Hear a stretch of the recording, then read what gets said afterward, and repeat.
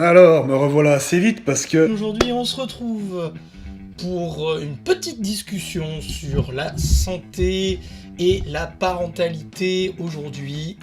Et pour ça, nous allons discuter du sport. Et si vous avez regardé mon tableau et que vous le voyez bien, je sais pas si vous le voyez bien à la caméra, Monsieur professeur François Carré revient. Vous savez, c'est le petit cardiologue qu'on avait débattu d'ailleurs, un article, on avait lu un article lors du Covid et qui parlait de la très mauvaise santé physique des jeunes et des moins jeunes.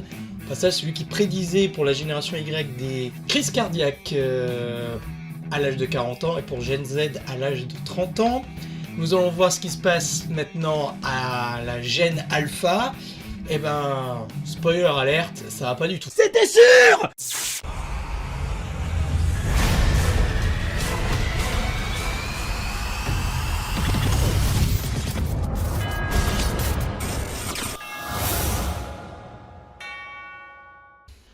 Nous sommes sur un article de Ouest France. Alors je préfère vous dire que je ne suis pas abonné, donc nous n'aurons pas l'intégralité de l'article, mais au moins ça permet de voir un petit peu du sujet.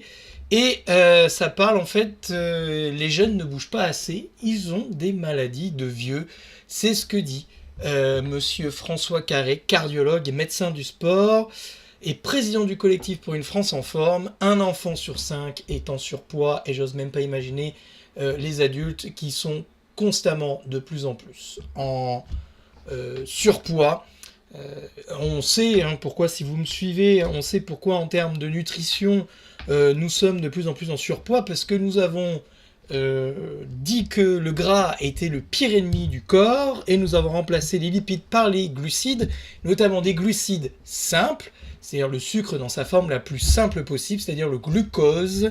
Et le glucose étant très mal stocké dans le corps, il provoque du diabète du type 2, et quand il est en excès, il est stocké dans le foie. Porté dans tout l'organisme par le sang et distribué à toutes les cellules de tous les organes, même les plus éloignés de l'appareil digestif. Si l'apport en nutriments est plus important que les besoins, ils sont alors mis en réserve. Le foie stocke les glucides sous forme de glycogène en vue d'une restitution ultérieure. De la même manière, le tissu adipeux fait des réserves sous forme de lipides. Qui le transforme en lipide parce qu'il ne peut pas transformer le glucide correctement, en tout cas il ne peut pas stocker le glucide correctement, donc il le transforme en lipide et on finit par avoir un foie gras, des cirrhoses non alcooliques et des foies qui ne font plus leur capacité d'émonctoire, c'est-à-dire de filtre du sang, ce qui amène des foies engorgés, du surpoids, tout ce qui est maladie, etc. Donc, voilà là une des raisons depuis les années 80 pourquoi l'explosion du surpoids augmente. Allez, revenons à notre article.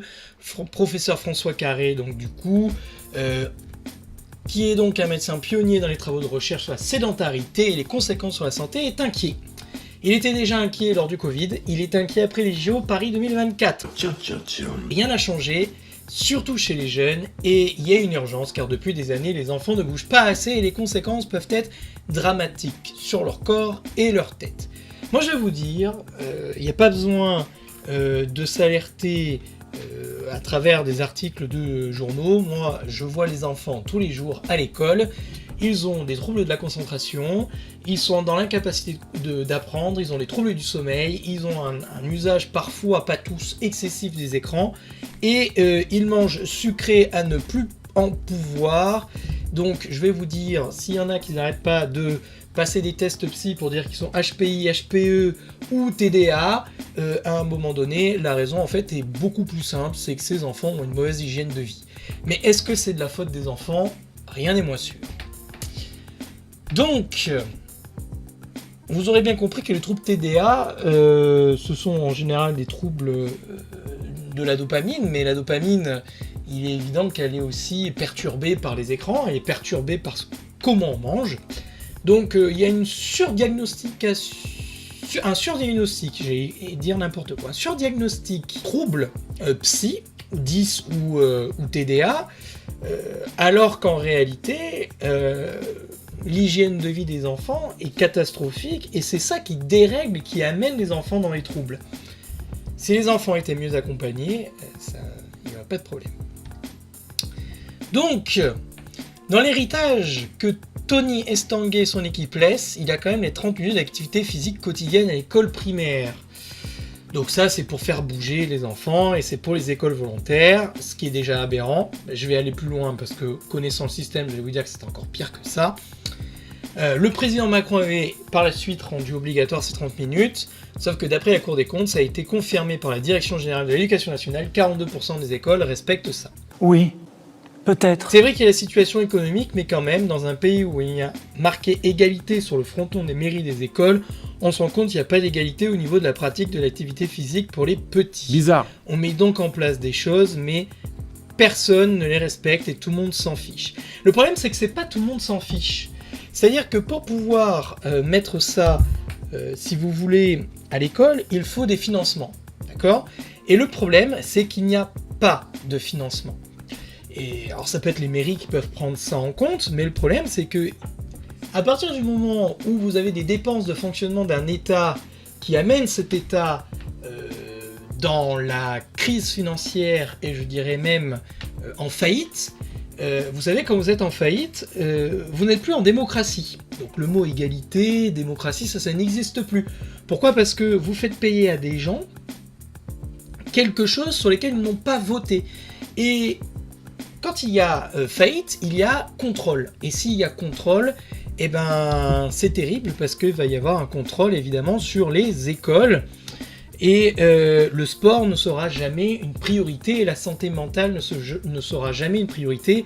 Et donc nous allons mettre sur le banc, mais ça c'est depuis des années, puisque Gen Y, Gen Z et Gen Alpha seront des générations sacrifiées d'un point de vue économique, mais d'un point de vue santé aussi, puisqu'il y aura plus de médecins, il y aura pas d'école, pas de service public.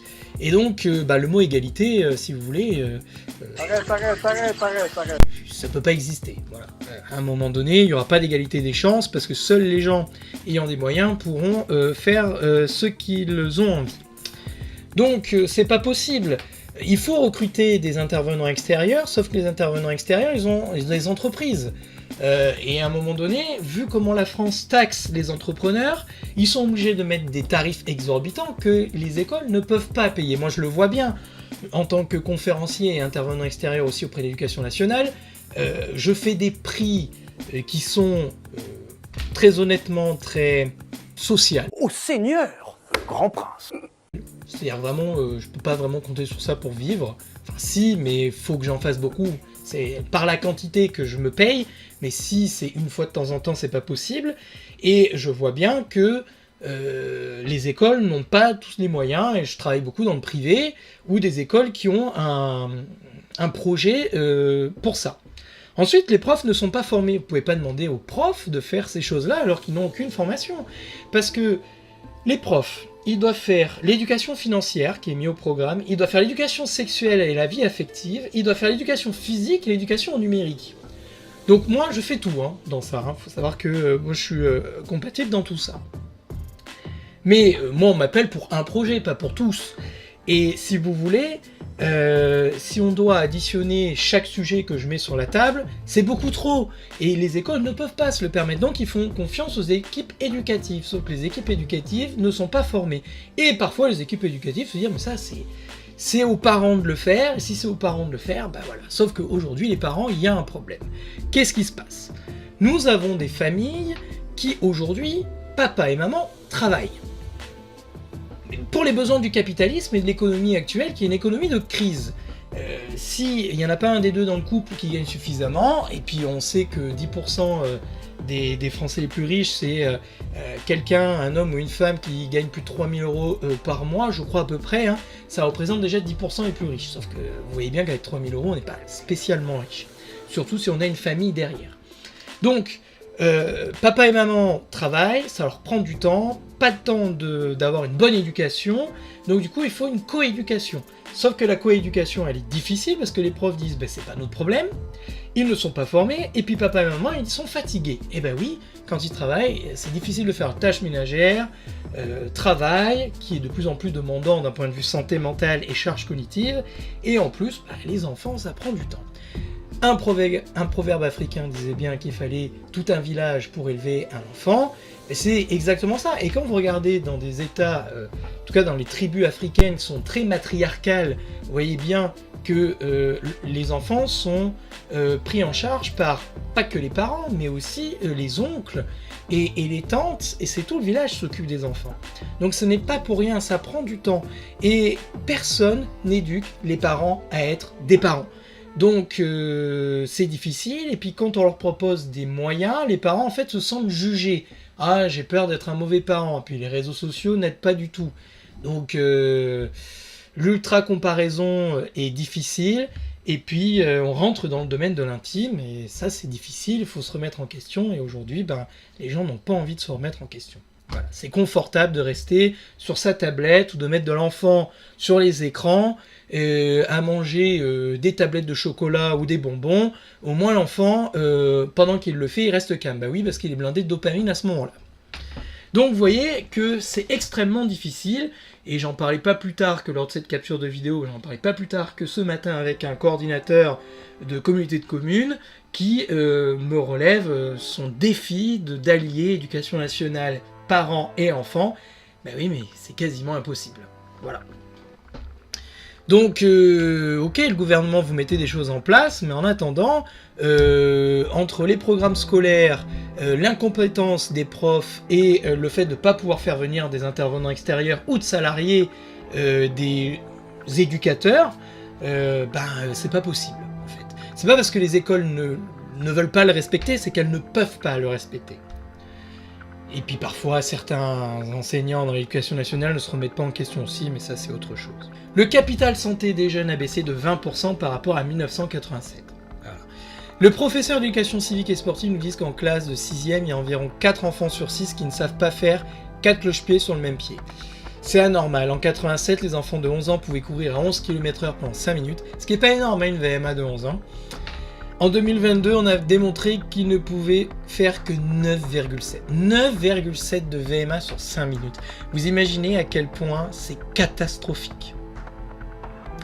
9,7 de VMA, je ne sais pas si vous vous rendez compte ce que c'est trottiner. C'est véridique, c'est trottiner pendant 5 minutes, c'est pas possible pour les enfants.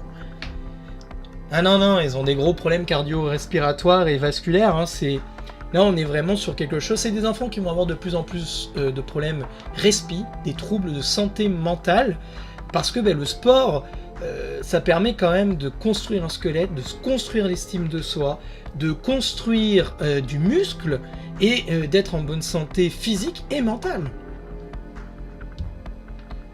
On parle de gros problèmes de finances à la Sécu. Déjà, prévention et mère de sûreté, si les gens faisaient du sport, on aurait beaucoup moins de maladies. Bon. Mais le problème, c'est que les médecins aussi, ils chargent les gens de médicaments sans faire attention à leur hygiène de vie. Donc, il y a Big Pharma derrière, mais... Oula! Attention, je dis des choses, je risque de me faire bannir. Mais voilà, vous avez compris le concept. Ensuite, concernant les parents, il faut les aider à la parentalité, il faut leur proposer des services. À un moment, vous ne pouvez... C'est difficile pour un enfant de bien manger, de pas être trop sur les écrans ou d'avoir des capacités physiques, de faire du sport, si les parents passent leur temps sur leur téléphone, discutent pas avec eux, ne font pas d'activités ludiques avec eux, ne s'occupent pas d'eux, ou ne font jamais de sport. En fait, l'enfant ne fait que reproduire que ce qu'il voit, hein, et ce qu'il y a dans son environnement. Pas plus que ça. Aujourd'hui, on voit que les enfants font 9,7 km/h. Oui, mais combien d'adultes sont capables de trottiner aujourd'hui ? Un enfant sur 5 est en surpoids, mais combien d'adultes sont en surpoids et mangent mal ? Voilà, les chiens font pas des chats, malheureusement. Donc, Moi, j'ai évidemment plein d'idées, mais il faut me payer pour ça. Hein. Je fais pas ça gratuitement, vous imaginez bien. Je ne vis pas d'amour et d'eau fraîche. Mais bon, il est évident qu'il faut former le personnel, sinon ça ne peut pas fonctionner. Donc, vous êtes enseignant, directeur, directrice d'école ou principaux de collège ou de lycée, vous avez besoin d'intervenants pour parler de santé physique, mentale, de sport et de gestion du numérique, eh ben, n'hésitez pas à m'écrire sur deviensunemachine@laposte.net. Évidemment, je me ferai une joie de vous répondre. Sinon, ou sur contact@deviensunemachine.fr aussi, je réponds là-dessus. En tout cas, pour tout ce qui est éducation, je pense qu'il faut aider les parents, éduquer les parents à une meilleure hygiène de vie. Pas si on a du mal, parce que ça c'est très compliqué, c'est ce que les écoles rapportent beaucoup, c'est qu'ils ont du mal à faire le lien entre les enfants et les parents, puisque évidemment, les parents les plus en difficulté ne viennent pas quand les collèges, les lycées ou bien les écoles primaires font des conférences. Quand on essaye d'élaborer des projets, je suis ouvert aux projets et je le fais avec des communautés de communes, avec des mairies, notamment les 10 jours sans écran à Pau, par exemple, ou d'autres communautés de communes avec qui je travaille sur des projets d'éducation au numérique ou à la santé. Il y a des financements qui existent, hein, donc n'hésitez pas à me contacter. Ça c'est pour évidemment les professionnels, former les professionnels aussi.